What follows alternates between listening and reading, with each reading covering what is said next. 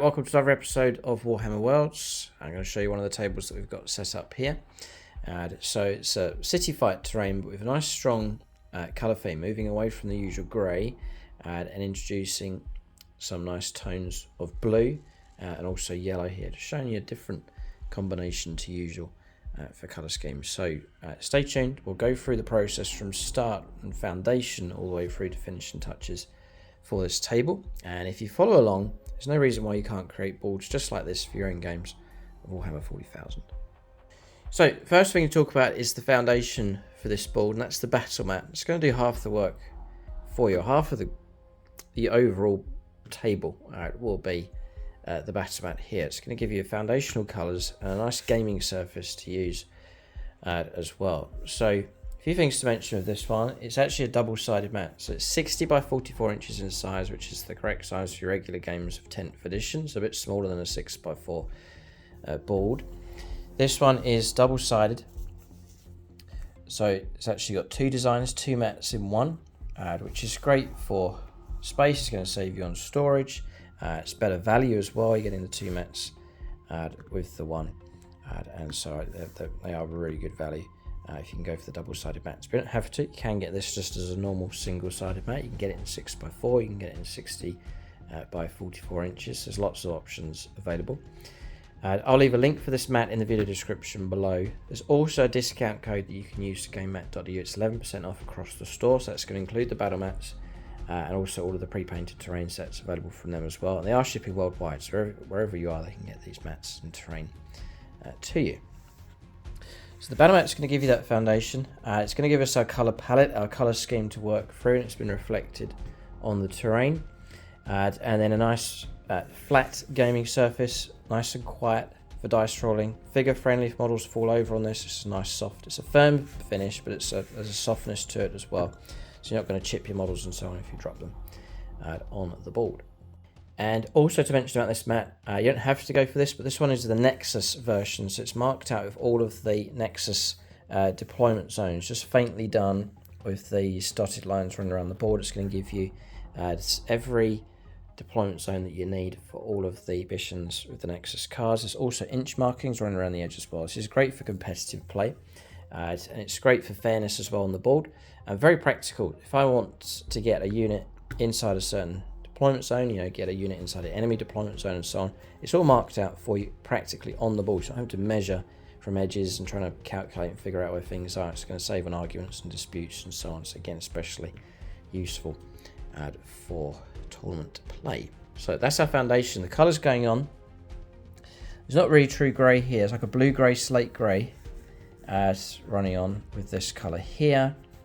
We have again blue grey mid-tone, there's darker tones, this muddied yellow, there's a block of it here, and there's like markings in yellow around the board, and then we've got this muddy, deep muddy brown patches, grime, piles of rubble on the board as well. So that's given us our theme and our colour scheme, and then the idea is to try and match that then with the terrain. So to fill out this board, and I think it's nicely filled out, but not too over the top. We have one set of the industrial terrain set from Gamemat.eu. You get 4 of these, which I've paired up, 1, 2, 3, and 4. You get these boxes, which are really nice. You can get a dozen of those. You also get the large structure across there. And then you get 4 of the large containers. I've put 1 there, and I've put 3 next to each other across the other side, and you also get pipes, which there are some stacked up just here. So those come in 3s, but I've just stacked them up to create a bit of a platform over there. So it's one of the first sets that Gamemat.eu did, but it's one of my favourites. I really like the sculpts on these. Nice industrial theme, and that fills out about half of the board quite nicely. You could go for a second set, and that would fill out the table for you, no problem. But for this particular table, I've got a standalone piece called the Warp Portal, which is a nice focal central part of the table. So it's just an individual terrain piece that Gamemat.eu do. And then the rest of the table is filled out with not too much, but just some of the Adeptus Mechanicus terrain from a Games Workshop. So I built these platforms here. This gives you a second level to the table, which is really good. So a main piece here, and then a smaller piece here. So you can see with the terrain that I've tried to take the color scheme from the board and then put it onto the terrain. They come pre-made, so there's no construction work to do with the pre-painted terrain sets from Gamemat.eu. And they come painted in like a basic grey-brown color scheme with some effects and some paintwork done on them. But I really wanted them to match in with this particular board. And so you can see I've used the deep muddy brown color, the blue, and then this lighter blue color. You can see it here on this terrain. So I have, if you want to go for this, and it doesn't take you too long, by using spray cans for my colors and for a lot of the effects, a little bit of brushwork but not very much at all, and then some sponge effect for the chipping, for the metallic chipping and the mud splatters. It's all very, very fast processes. I've created a full tutorial on how you can do that.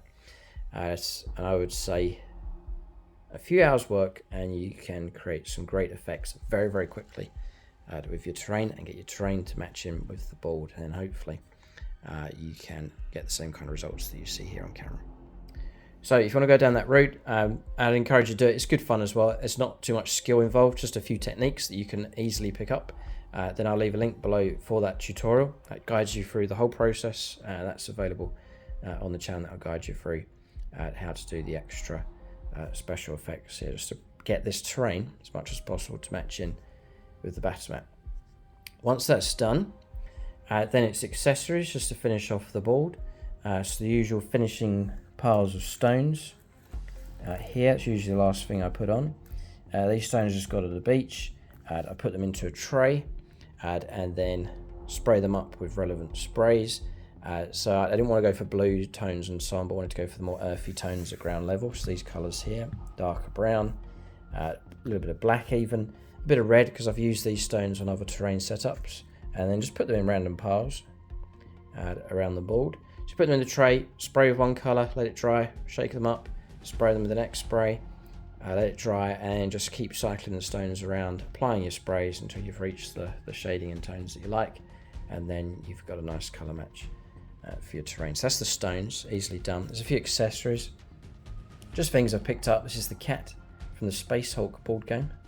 It's great to have that just randomly moving around the board, just adds that nice 40k atmosphere. You've got things like the ammunition containers, they're from Games Workshop. Tank traps as well from Games Workshop. Barrels, spare bits like this, a slain Terminator model. Just those kind of accessories. That's AdMech terrain from Games Workshop.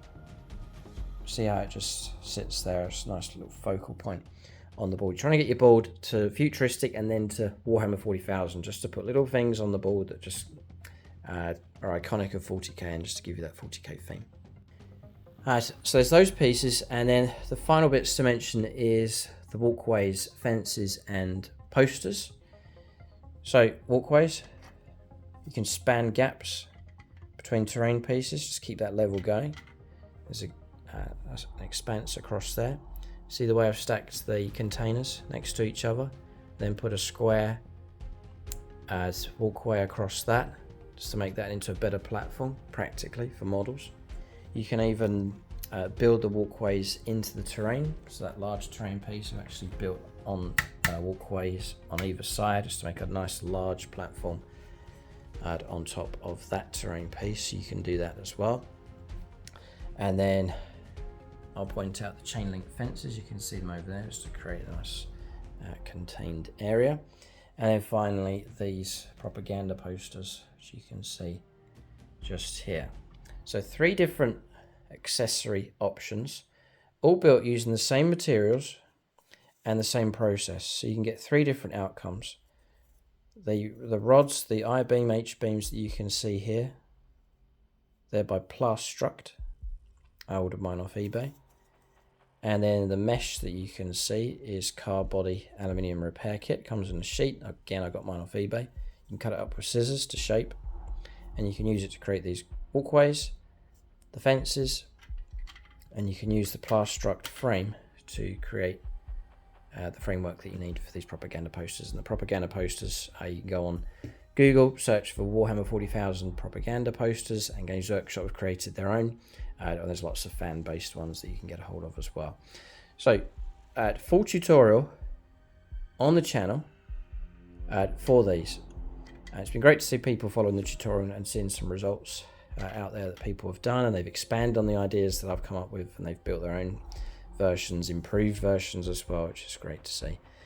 Now, these are fiddly to do, but once you master them, you can create a whole set of these, and I'm using these on pretty much every table. They're so useful to have these walkways, where you can see you can just span across gaps and just expand the scope of your table and create some great combinations. I mean, if you took all of these away, you just have 4 standing alone pieces of terrain, but now with the walkways I can link them all together and link over onto other terrain pieces as well. So they come heartily recommended. They're good enough fun to do. Once you have them, you can use them for any terrain setup going forwards. So that's the board. Hopefully a nice practical walkthrough for you. The foundation is the battle mat from Gamemat.eu. It's Cyberpunk. This one's double-sided. It's got Mars design on the other side, but you can get this one individually if you so wish. Then industrial terrain set from Gamemat.eu fills out about half the board, just over half the board. The warp portal, standalone individual piece there in the middle. A little bit of Games Workshop terrain. We've got ourselves a board that's nicely filled out. And then accessories, the stones we've talked about, and then the walkways, fences, and propaganda posters. Scratch built, but you can do it, and I've created a full tutorial that will guide you through the full process. This is one of my favorite boards that we have here on the channel. It's just something different. It moves away from the regular grey for City Fight. Very atmospheric board. Interesting choice of colours for the mat, and then we've tried to replicate that on the terrain. If you follow the tutorials along, you can get the exact same results, and I think you'll be surprised at how quickly you can get the results as well. Keep a lookout for more terrain videos on the channel. Thanks for watching. Tune in next time.